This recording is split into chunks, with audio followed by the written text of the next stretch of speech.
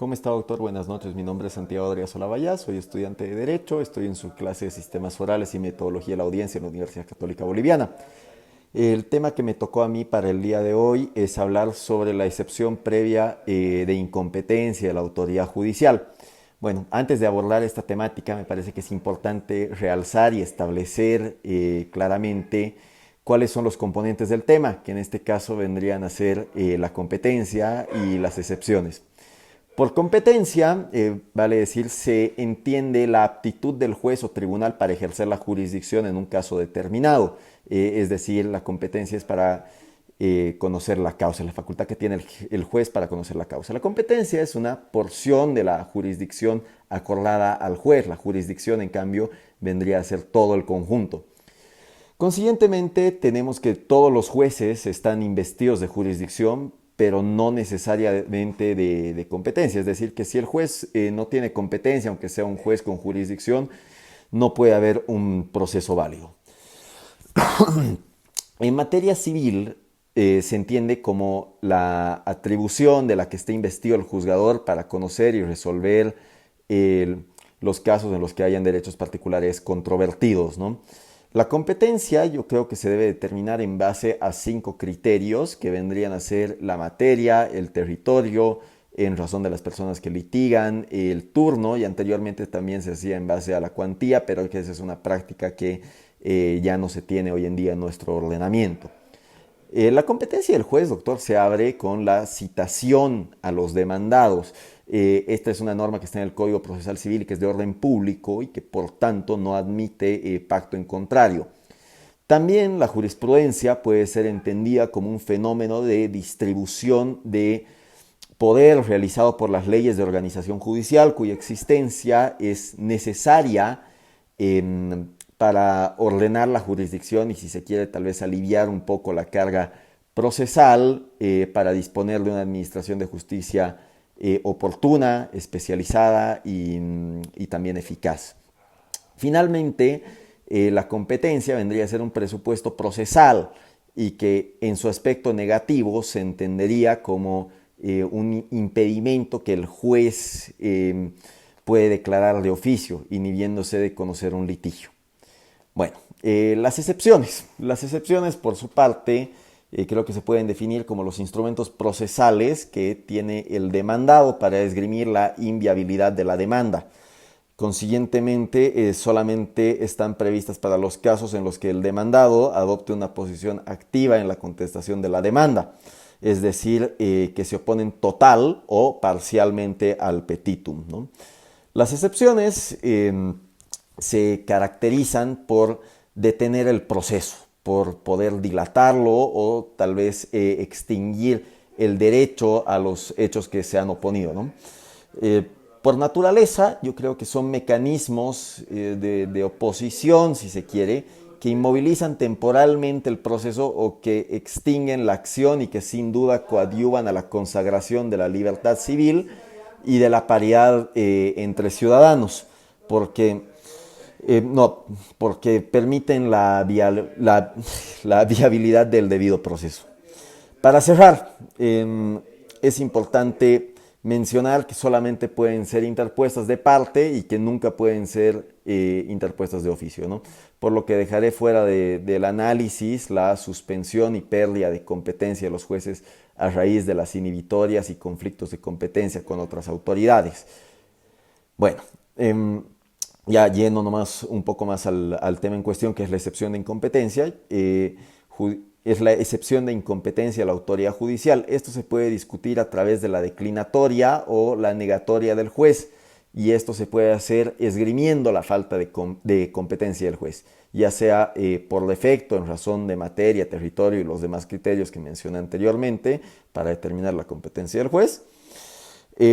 Parece claro que esta excepción está orientada a perseguir que la demanda se interponga ante el juez competente y con plena sujeción a las reglas del Código Procesal Civil.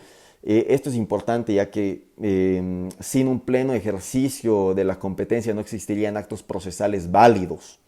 La excepción de incompetencia es válida simplemente cuando el juez no cumpla los criterios recogidos por nuestra legislación para ejercer la competencia. Es importante que la competencia en razón de territorio es prorrogable por consentimiento expreso, ya sea expreso o sea tácito, por las partes. Es decir, que las partes podrían ponerse de acuerdo en litigar ante un juez que normalmente no sería competente en razón de territorio. Entonces, por ejemplo, partes que estén en Cochabamba y en Santa Cruz podrían litigar ante un juez en Oruro si es que así lo deciden, porque es precisamente prorrogable, ¿no? Entonces, tendríamos que hablar de la aceptación tácita, y esto se da cuando hay ausencia de objeción de la competencia en la contestación de demanda. Es decir, que en la contestación de demanda la parte demandada no objeta la competencia del juez, por lo que resulta evidente que únicamente es el demandado quien puede interponer la excepción de incompetencia a la autoridad judicial, y solamente lo puede hacer al momento de contestar la demanda por medio de una declinatoria, ya que es una excepción de carácter previo. De lo contrario, se generarían muchos prejuicios para las partes, ¿no? Si es que sería una acción que podría plantearse a posteriori, digamos. En las demás materias, la competencia es improrrogable, es decir, que las partes, aún por acuerdo, no pueden cambiar de un juez a otra materia. Entonces, si tenemos una disputa comercial, no podemos, por acuerdo entre partes, irnos a un juez penal. Eso es lo que quiere decir. Un divorcio, también consecuentemente, no lo podría atender un juez civil, tendría que ser un juez de familias, o también por la vía notarial, ¿no? Ya que sabemos que el divorcio se puede hacer por la vía notarial hoy en día.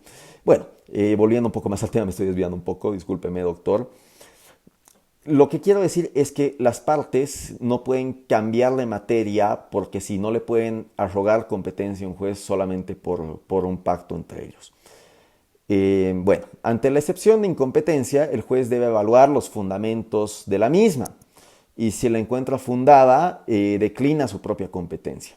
Si la excepción prospera, lo que sucede es que no se pierde el proceso, simplemente es que el proceso todavía no empieza, lo posterga, ya que es simplemente una excepción dilatoria que persigue frenar el desarrollo del proceso, que versa sobre el proceso y no sobre los derechos materiales que alega el demandante, ¿no? La declaración del impedimento produce una cosa juzgada formal, es decir, que la cuestión de fondo será resuelta posteriormente por medio de una sentencia de fondo pronunciada por un juez competente. Este tipo de excepciones corrigen errores que son de fácil decisión y que impiden que se lleven adelante juicios nulos. A eso es lo que me refería hace un momento cuando decía que es para evitar también generarle graves perjuicios a las partes. Por eso es una excepción previa. Las excepciones de incompetencia también protegen ciertas garantías constitucionales, como la garantía del juez natural, por la cual la persona debe ser juzgada por un juez previamente establecido, predeterminado por ley, si se quiere, y también precautela lo que vendría a ser la garantía de prohibición de juzgamiento a cargo de comisiones especiales. Ambas de estas garantías están inmersas en lo que viene a ser tal vez una orientación constitucional hacia proteger el debido proceso. Ambas garantías están contenidas en el artículo 120 de la Constitución, donde se establece que toda persona tiene derecho a ser oída por una autoridad jurisdiccional competente, independiente e imparcial, por lo que estas excepciones sirven para evitar la conformación de tribunales especiales o ad hoc para un caso y para determinar previamente y con carácter general que un juez será el competente para cada asunto. Todos tenemos derecho a ser juzgados por un órgano jurisdiccional creado conforme a lo prescrito dentro de nuestra ley orgánica en el país, ¿no?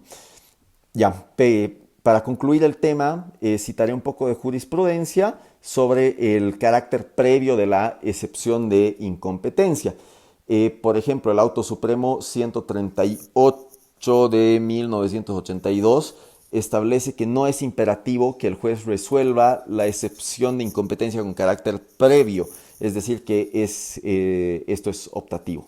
Y finalmente el auto supremo número 178 de 1984 sostiene que se resolverá con carácter previo a la sentencia. Eso sería todo por este video, doctor. Espero que le haya parecido bastante completo y nos vemos en la próxima clase el día miércoles. Muchísimas gracias. Hasta luego. Que tenga buena noche, doctor.